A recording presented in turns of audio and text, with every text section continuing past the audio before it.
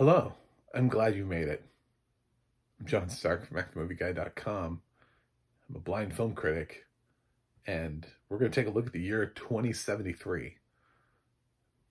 It's a documentary, sort of. so, uh, the reason why you really haven't seen this pop up anywhere is because I don't think people know what to do with it. I don't know. I think this is one of those questions that you have sort of in the international film race where there's always that question of, does it have too much English in it to qualify for international feature? I would say, does this have too much does this have too much fiction in a non-fiction work in order to qualify? This film does actually have a cast. It has Samantha Morton and Naomi Ackie in it. It's from the director of Amy. Notably, I would say that's probably obviously Senna too, but Amy was the one that actually did win documentary feature at the Oscars. So he's got one documentary feature win under his belt. This did not get shortlisted this year. It's being released by Neon. This is just part of my Neon box set that I got for my consideration, and I got around to it finally. It's not long. It's like an hour 25. It didn't have audio description. I don't know that it will, or that it does, or it probably should.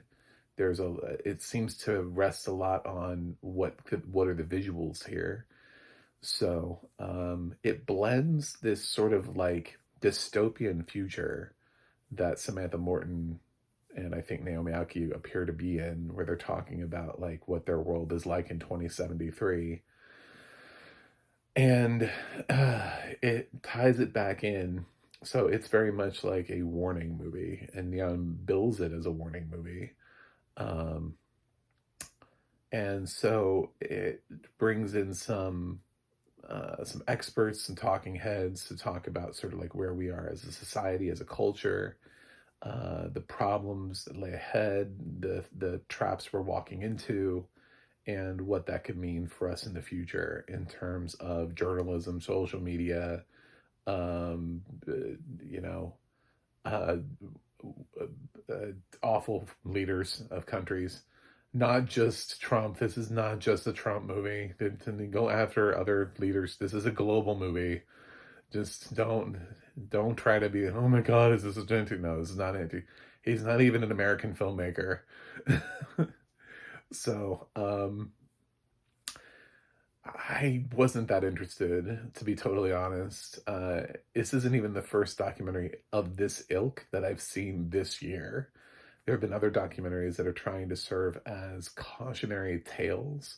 America's Burning, which was narrated by Michael Douglas and produced by Barry Levinson, does somewhat a similar thing, where it's trying to course correct, and it does it without the dystopian future narrative that sort of, this movie isn't very long to begin with. So when you start messing around with adding a futuristic fiction in here, while there isn't much storytelling, you are kind of writing a narrative for this character that supposedly lives in 2073, who's like, I have to go outside, but I can't because of this and this. And I mean, like, that's still, it's fiction because it hasn't happened yet.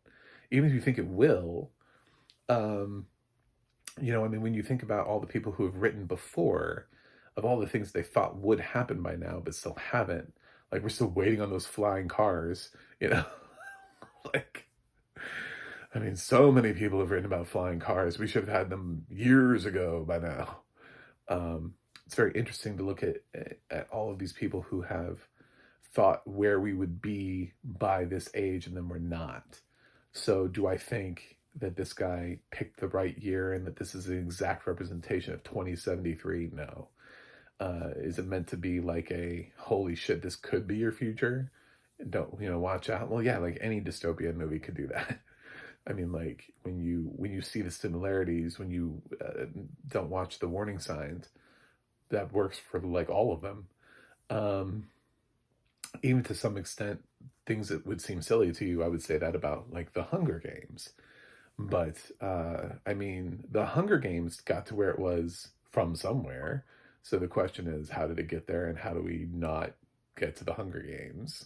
I mean, it seems like such a wild thing to say that, but it is sort of, it's not much more wild than predicting 2073 and trying to just, well, maybe we would be in some sort of weird situation where we have something that's like the Hunger Games in 2073.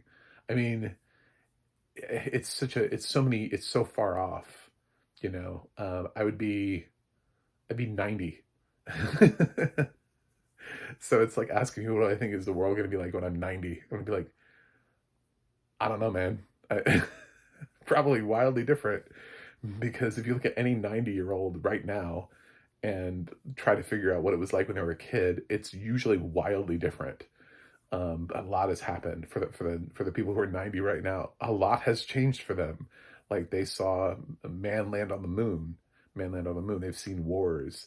They've seen a lot of different things. So I feel like by the time I'm 90, I will have seen a lot of things. I've already seen a lot of things in my lifetime, and I will continue to if I live to be 90.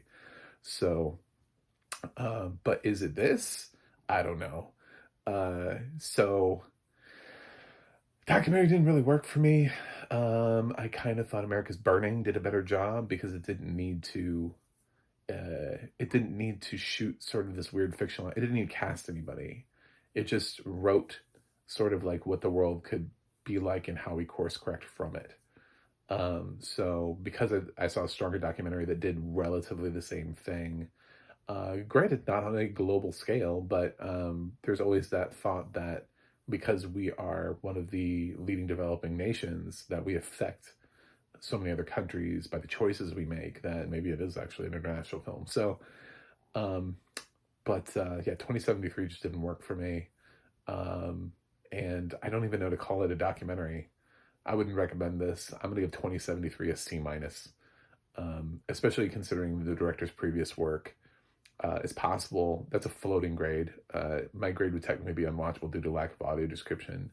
So if I watch this with audio description, it's possible it could go up to like a C or down to a D plus or something like that. But I just don't like I don't like the approach. I think he relies too heavily on it, and it does sort of like weave its way in and out of the movie. It's not just like a little thing that he does maybe at the beginning or at the end. It sort of is throughout. So, yeah, that's it. Anyway, thanks for watching. Thanks for subscribing, and I'll see you guys on the other side.